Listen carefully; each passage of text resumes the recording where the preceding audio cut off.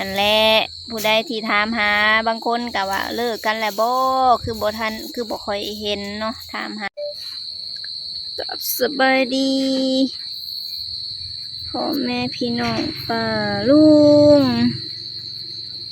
พบพ่อกับสองสหงเส้นเก่าเส้นเคยแล้วเนาะพี่น้องวันนี้ก็ได้ออกมาหน้าบูขี้ดินขี้ดอนออกมาแล้วก็เบิ่งกองเพื่องมื้อนั้นเนาะหลังจากบ่ฮู้โทรถามมันหลังจากที่ปั่นเข่ามื้อนั้นแล้วก็สะฮงก็บ่ได้ออกมาเลยแล้วก็กองเพื่องก็บ่มีไผเล่นเนาะปกติไอ้อ้วนสิมาขึ้นอันปีกายนี่แต่ตกกองเพื่องก็ไม่อ้วนสองเดี๋ยวสะฮงสิขึ้นไปทดสอบเบิ่งเนาะย้อนไว้เด็กหน่อยย้อนไว้ให้เบิ่งพี่น้องเด้อ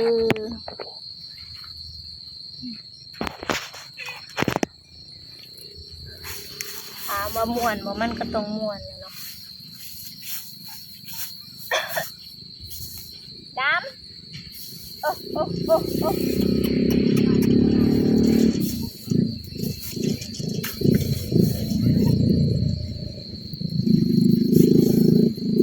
ดำไปเลยสูงเด้อพี่น้องมัวบ่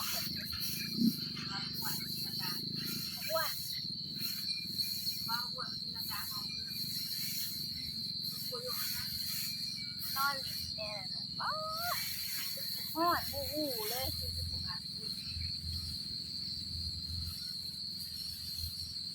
โอ้โห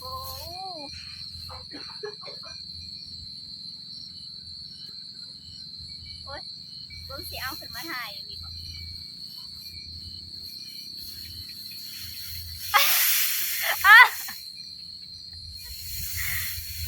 เจ็บคอหักโอ้ย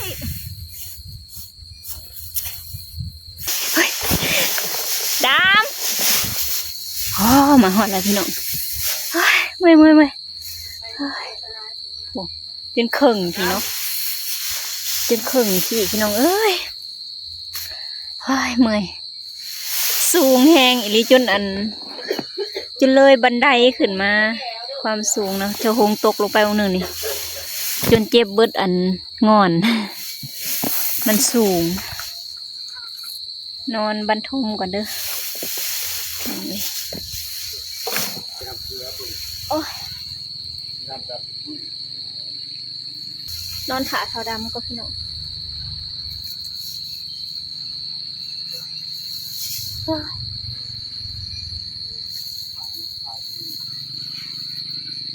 โอ้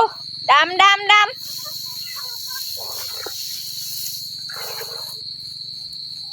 จะไปใส่ตะเก้าในมาแล้วก็แล่นลาดหลุด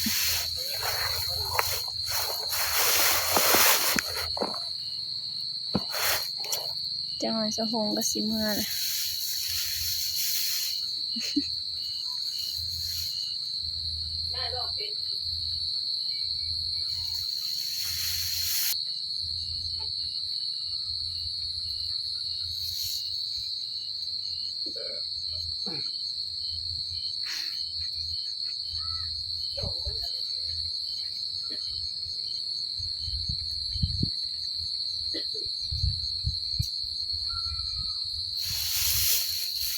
นุ่มนะพี่น้อง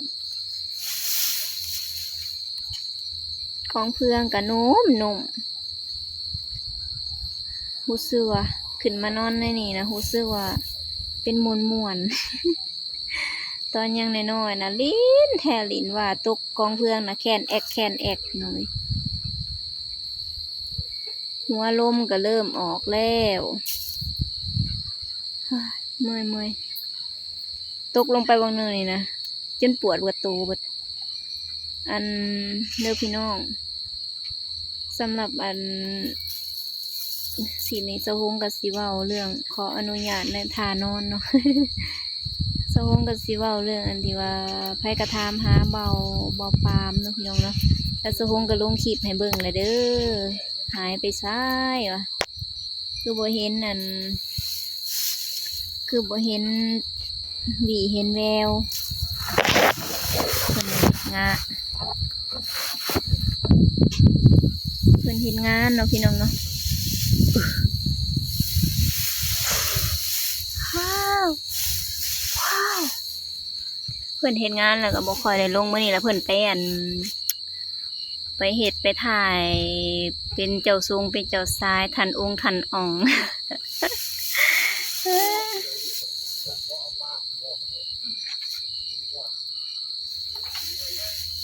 เพ่กระแจอยู่เสือพี่เศร้าหาเศร้าหา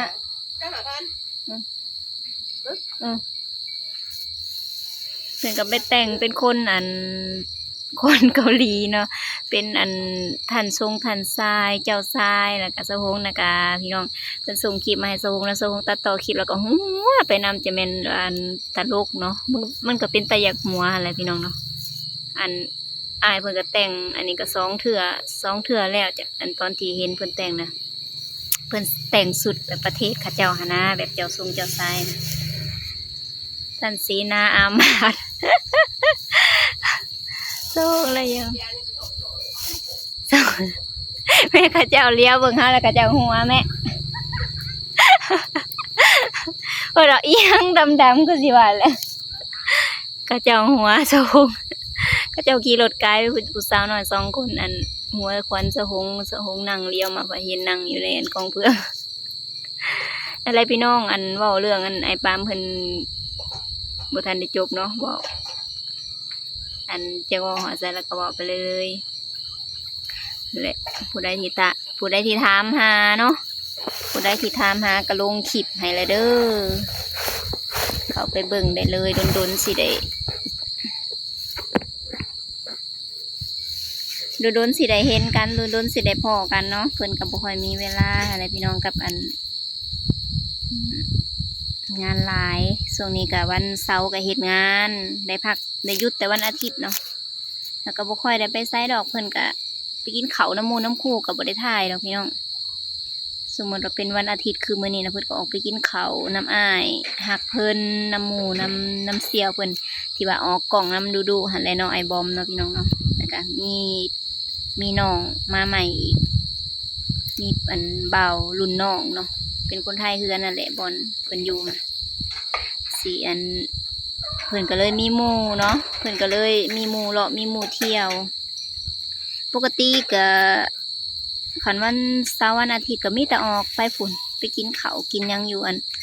อยู่โรงงานเอาของไอบอมพุ่นเนาะวันนี้ก็มีแบบมีหมู่มาแล้วก็มีแบบว่ากินอยู่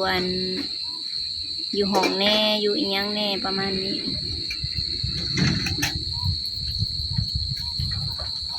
รถเขาเจ้าแลนวายจวดสะพงเลยดำพี่นี่มันมาแล้ว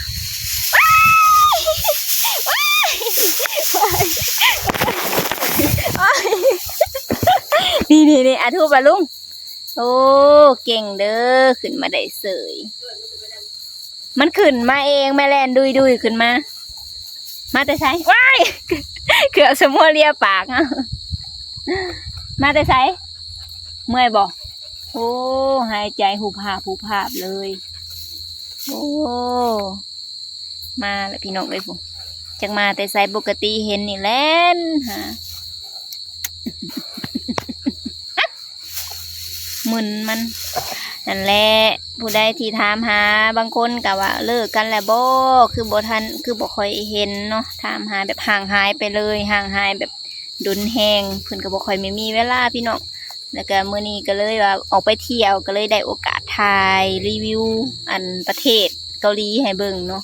ก็เป็นตะม่วนเนาะพี่น้องเนาะสะฮงก็บ่เคยไปแล้วก็บ่เคยบ่เคยเห็นดอก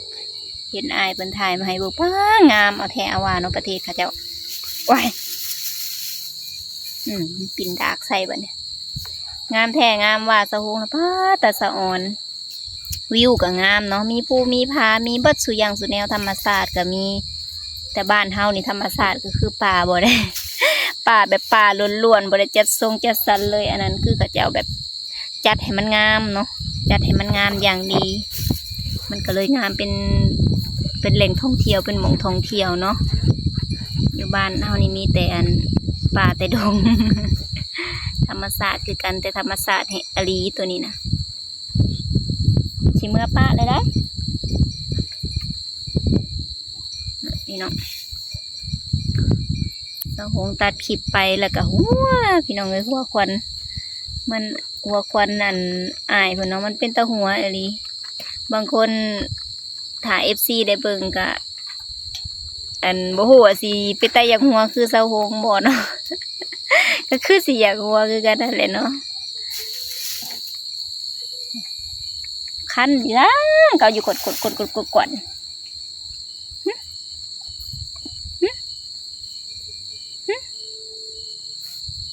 เด้อโอเคบ่บนนอนเถาดำได้นี่นะมื้อแรงเพิ่นแม่มันนอนพี่บ่แม่ขึ้นเฮือนนอนอยู่นี่เด้อมื้อแรงนี่เด้อนอนอยู่นี่แล้วก็เอาเครื่องนี่ปกนี่ผ้าห่มนี่มันบ่มักให้ปกให้นั่นมันมึนมัดสั่นออกเอาล่ะพี่น้องสำหรับคลิปนี้ก็ขอจบไว้เพียงเท่านี้เด้อฝากกดไลค์กดแชร์ติดตามส่องสะหงนี่เด้อพี่น้องเด้อเมื่อก่อนได้ดำเด้อทูปลาลุงนะไหมดูย ไปลงสไลเดอร์มาอ่ะขี่หลังมาไว้ลงเลยได้บัดนี้พี่น้องว้าวจ้า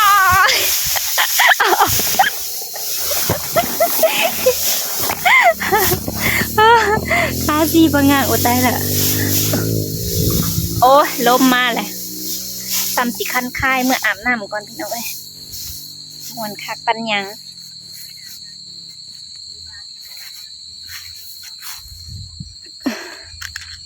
ขี้ฝุ่น